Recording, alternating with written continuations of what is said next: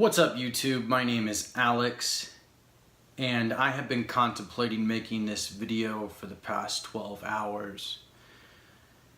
I like to do this channel because it's fun and exciting, but what's happening right now here in Florida is far from that.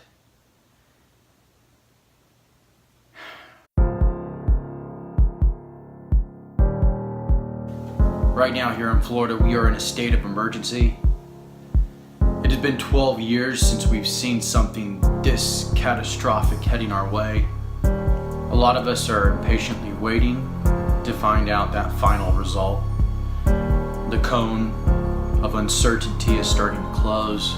It looks like the meteorologists and the Hurricane Center have been basically right on point, which good for them because that usually never happens. We've seen a lot of hurricanes head right for us and then last minute juke us out.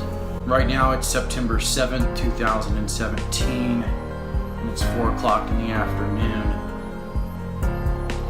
Everything is about normal. Traffic is starting to get very congested.